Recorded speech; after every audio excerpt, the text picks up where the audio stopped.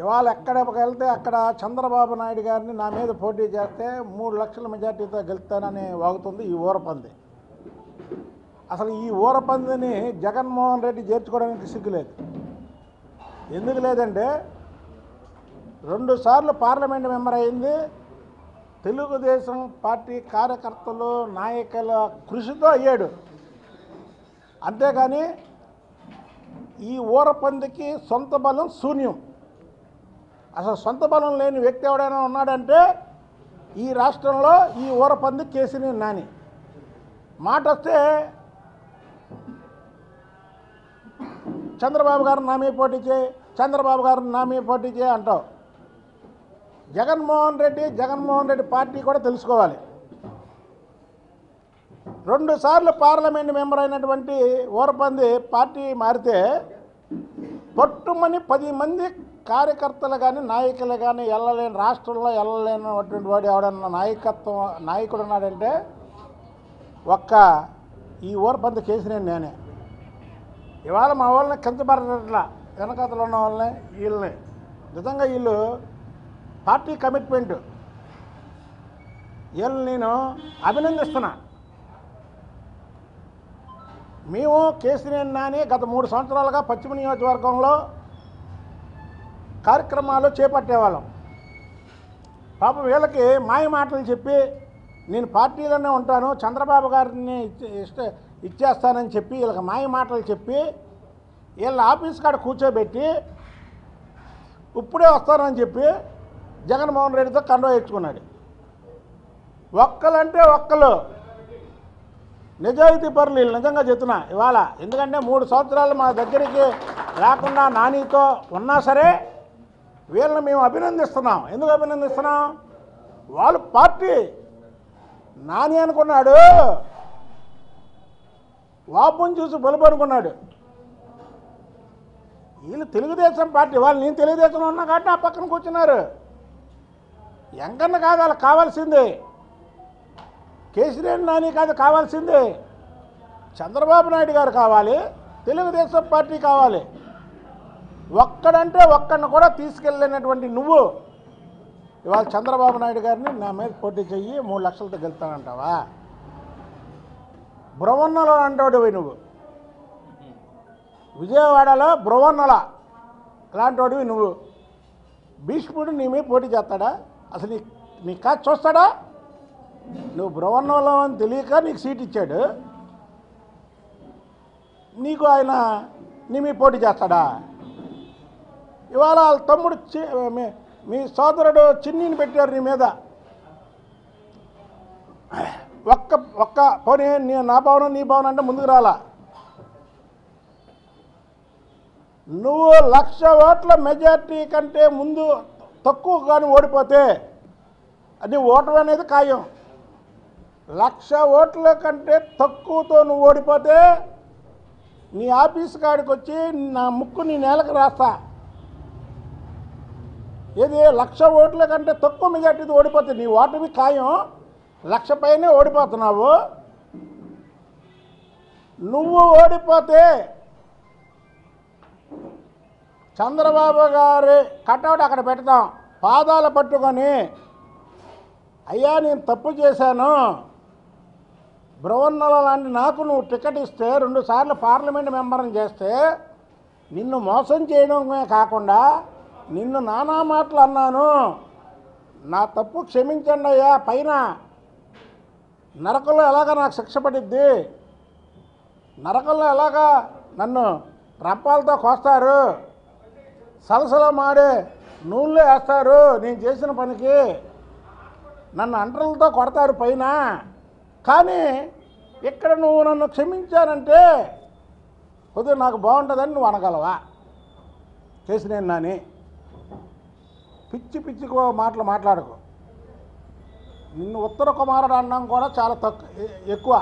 నువ్వు బ్రహ్మణులు, నువ్వు పనికిరాని వ్యక్తివి, ఒక క్యారెక్టర్ లేని వ్యక్తివి, బ్యాంకులకు డబ్బులు ఎక్కొట్టినటువంటి వ్యక్తివి, పక్కన తిరిగే వాళ్ళకి ఎమ్మెల్యే సీట్లు ఇప్పిస్తానని వాళ్ళ దగ్గర డబ్బులు అప్పు తీసుకొని మోసం చేసినటువంటి వ్యక్తివి, సెక్స్ రాకెట్లు నడిపినటువంటి వ్యక్తివి, నడుపుతున్నటువంటి వ్యక్తివి.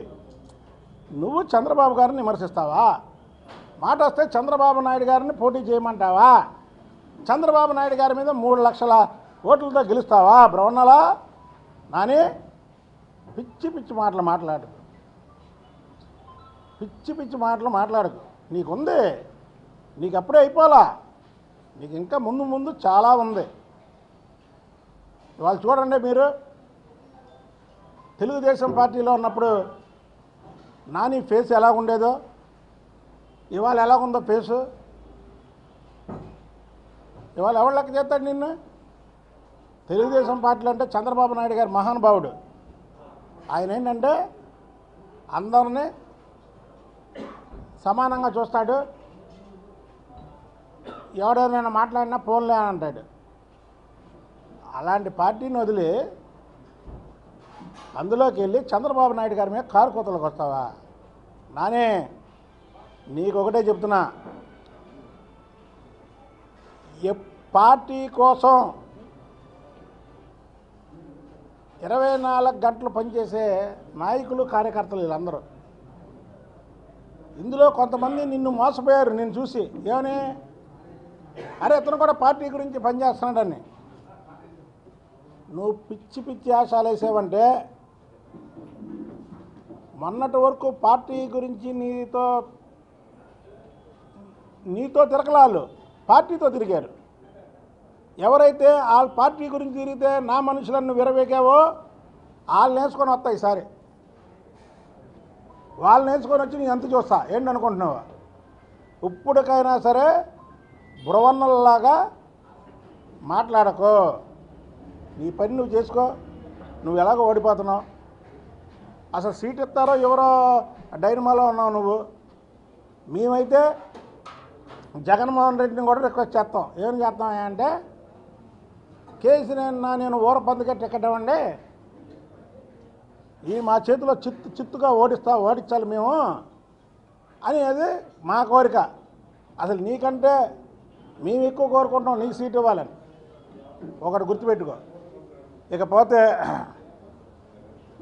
ఇవాళ రాష్ట్రంలో ఈ పొత్తుల కలయికలో చాలా చోట్ల తెలుగుదేశం పార్టీ జెండాలు, బ్యానర్లు తగలబెట్టడాలు ఈ చేయడం కరెక్ట్ కాదు. సోదరులందరికీ కూడా విన్నవించుకుంటున్నాను. ఎందుకంటే ఇప్పుడు చెప్పే నేను, మనకి విలువ ఇచ్చింది చంద్రబాబు నాయుడు గారు. ఈ చంద్రబాబు నాయుడు గారు మనకు విలువ ఇచ్చాడు. మనకు విలువ బట్టి వీళ్ళందరూ ఉన్నారు. ఇప్పుడు నేను ముందే చెప్పే మీకు, ఈ కార్యకర్తలు వీళ్ళు కూడా చంద్రబాబు నాయుడు గారి మీద అభిమానంతో మనతో ఉన్నారు తప్ప మన మీద అభిమానంతో కాదు.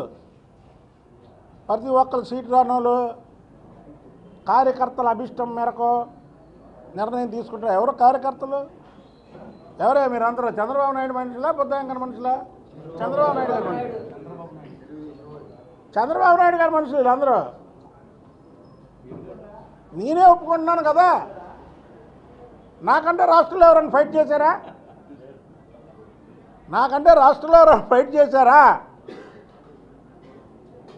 లేదా నాకంటే డబ్బులు ఖర్చు పెట్టారా? నేను ఇక్కడ ఇన్ఛార్జిని కూడా కాదు. అయినా సరే నియోజకవర్గాన్ని కాపాడుకుంటూ వచ్చా, వీళ్ళందరికీ కాపాడుకుంటూ వచ్చా. నేను ఇన్ఛార్జిని కూడా కాదు ఈ నియోజకవర్గానికి. చంద్రబాబు నాయుడు గారు మాకు ఒక గుర్తింపు ఇచ్చాడు, ఒక ఎమ్మెల్సీ ఇచ్చాడు, గుర్తింపు ఇచ్చాడు. ఆ గుర్తింపుకి 5 ఏళ్ళు పోరాడాలని పోరాటం చేసిన మొట్టమొదటి వ్యక్తుల్లో ఫస్ట్ లిస్ట్లో నా పేరు ఉంటుంది. ఈ రాష్ట్రంలో IVRS అనేది ఉంటుంది కదా, అది మీరు రాష్ట్రం మొత్తం పెట్టండి. బుద్ధయంకను ఫైట్ చేశాడా లేదా అని. ఫైట్ చేశాను. డబ్బులు ఖర్చు పెట్టలేదా మేము? చంద్రబాబు నిర్ణయాన్ని మనం శిరస వహించాలి. ఈ పార్టీ చంద్రబాబు నాయుడు గారి పార్టీ. 23 సీట్లు రాగానే తెలుగుదేశం పార్టీ పని అయిపోయిందన్నారు. చంద్రబాబు నాయుడు గారు రెక్కల కష్టంతో చేయలేని పనికి జైలుకు కూడా వెళ్ళాడు ప్రజల కోసం. ఈ టైంలో మనం ఆయన్ని ఇబ్బంది పెట్టకూడదు. దయచేసి మీరందరూ కూడా వాళ్ళు మాట్లాడే వాళ్ళంతా మా సోదర సమానులే. నేను మిమ్మల్ని ఏమి కించపరచట్లా. డిమాండ్ చేయాలా, మనం అడగాలా. నేను అడిగా, మీ అందరికంటే ముందు అడిగా నేను టికెట్. వేలాది మందిని అమ్మవారి గుడి దగ్గరికి తీసుకెళ్ళి ఆ రోజు కూడా చెప్పాను, నాకు ఇచ్చిన ఇవ్వకపోయినా మిమ్మల్ని ఎవరన్నా అంటే ఊరుకోనండి నేను. కాబట్టికి మనందరం కూడా పార్టీ బాగుండాలా, పార్టీ నాయకత్వం బాగుండాలా. పదవుల కోసమేనా? ఎమ్మెల్యే లేకపోతే మనం బతకలేమా? ఎంపీ లేకపోతే బతకలేమా? మనం పార్టీ గొడుగు కింద ఉన్నాం. ఇంతమంది కుటుంబాన్ని ఇచ్చాడు మనకి చంద్రబాబు గారు. ఒక కుటుంబంలో 4-5 ఉంటారు. మన పార్టీలో ఉండబట్టి పెద్ద కుటుంబం మనది. మనం ఎందుకు ఎమ్మెల్యే ఎంపీలు ఇస్తే 100 సంవత్సరాల పైన బతుకుతారా? ఎమ్మెల్యేలు ఎంపీలు బతకరు కదా. ఒక ఈక్వేషన్స్, క్యాస్ట్ ఈక్వేషన్స్, లేదంటే పొత్తులు, ఇంకో వేరే వేరే రకాలలో మనం చేస్తారు. దయచేసి మనం చంద్రబాబు గారిని ఇబ్బంది పెట్టే మాటలు మాట్లాడకూడదు. ఎందుకంటే రాష్ట్రం మొత్తం కూడా చంద్రబాబు నాయుడు గారు లాంటి వ్యక్తి ముఖ్యమంత్రి కావాలని కోరుకుంటున్నారు. ఈ టైంలో మనం ఆయన్ని ఇబ్బంది పెట్టకూడదు. దయచేసి సోదరులు రాని వాళ్ళందరికీ కూడా ఏదో భవిష్యత్తు కలిగిస్తారు, కలిగించరు. ఏమైంది? ఇప్పుడు నేను చెప్పాను కదా, ఎమ్మెల్యే ఎంపీ అయితే 100 సంవత్సరాల పైన బతుకుతాడా, లేదా అవ్వకపోతే బతకరా? బతుకుతాం కదా. మనం ఒక పట్టుదలతో పనిచేసాం కదా. మనం జగన్మోహన్ రెడ్డిని దించాలని కదా మనం పనిచేసింది. జగన్మోహన్ రెడ్డిని దించాలా, చంద్రబాబు నాయుడిని ముఖ్యమంత్రి అవ్వాలని కదా మనం పనిచేసింది. మనం ఇలాంటప్పుడు మనం చంద్రబాబు గారికి ఎక్కడ వ్యతిరేకంగా మాట్లాడడం కానీ, లేదా పొత్తుల్లో భాగంగా ఆయన మనం చేసే పనులకి ఆయన ఇబ్బంది పడే పనులు కానీ మనం చేయకూడదని మీ అందరినీ మనస్ఫూర్తిగా, మా సోదరులే మీరందరూ, మనందరూ బ్యాచ్, మీరందరూ నాకు తెలుసు, నేను మీకు తెలుసు. దయచేసి మీడియా ముఖంగా మిమ్మల్ని వేడుకోండి.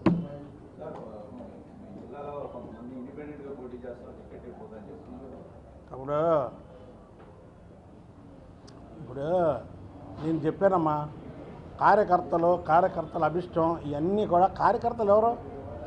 చంద్రబాబు నాయుడు గారి కార్యకర్తలు. వీళ్ళు బుద్ధ వెంకన్న కార్యకర్తలు కాదు. నేను ఓపెన్గా చెప్తున్నాను, నేను నా పేరే చెప్తున్నాను, ఎందుకంటే వేరే వాళ్ళ పేర్లు నేను చెప్పను.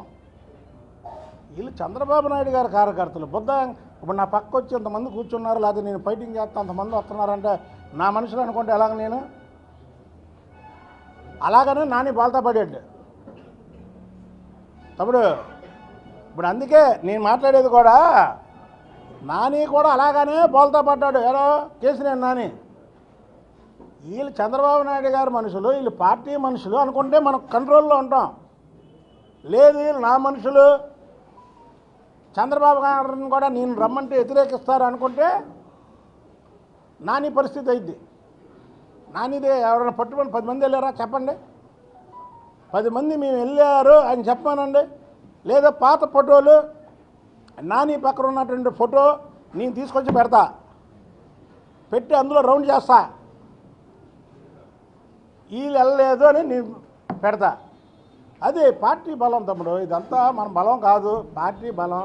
కాబట్టి అందరికీ పొజిషన్లు ఉంటాయి. నేను ఒకటే ఒక మాట చెప్తున్నా మా సోదరులకి, ఎమ్మెల్యే ఎంపీ అయితే 100 సంవత్సరాల పైన ఏం బతకం. అదే జీవితం కాదు, అదే బతుకు కాదు మనకి. మనం జగన్మోహన్ రెడ్డిని దించాలి, చంద్రబాబు నాయుడు గారిని ముఖ్యమంత్రి చేయాలని ఒక అంకిత భావంతో పనిచేసాం. కాబట్టి మనం అదే పని మీద ఎన్నికలు అయ్యే వరకు ఉండాలి. ఇక దాంట్లో తిరిగిలేదని మా సోదరులకు మాత్రం విజ్ఞప్తి చేస్తాను. ఇండిపెండెంట్గా ఎవరు చేస్తారు తమ్ముడు? ఇప్పుడు నేను చెప్పాను కదా, నేను రాష్ట్రంలో నాకన్నా పలానోడు ఫైట్ చేశాడని చెప్తావా? నువ్వు అడిగావు కదా ప్రశ్న. మీరు చెప్పండి, బుద్ధ వెంకన్న నాకంటే రాష్ట్రంలో ఎవరైనా ఫైట్ చేశారా? ఎవరుంటారు? నేను చెప్పట్లా, ఎవరు ఉండరు. అంతా నేను ఫైట్ చేసినప్పుడు నా వెనకాతలు ఉన్నటువంటి వ్యక్తులు కూడా చంద్రబాబు గారిని చూసే వచ్చారు, నన్ను చూసి రాలా. నేను చెప్తా, నేను రాజకీయాల్లో నేను ఓపెన్గా మాట్లాడతానండి మాటలు. చంద్రబాబు గారికి బుద్ధ వెంకన్న అంకిత భావంతో పనిచేస్తున్నాడు. ఆయన రాముడు అయితే ఈయన ఆంజనేయుడు. ఈయనతో మనం పని చేయాలని వచ్చారు. ఇవాళ ప్రతి ఒక్కరూ ఒక వానర్ సైన్యం అవ్వాలి. చంద్రబాబు గారు చేపట్టినటువంటి ఈ కార్యక్రమం మీద ప్రతి ఒక్కరూ వానర్ సైన్యంగా పోరాడాలి తప్ప మన బాస్కి మాత్రం ఇబ్బంది కలిగించకూడదని అంతా మా సోదరులే. పాప వాళ్ళ మనసులో అట్టయిని దాన్ని కూడా ఒప్పుకుంటారు ఈయన.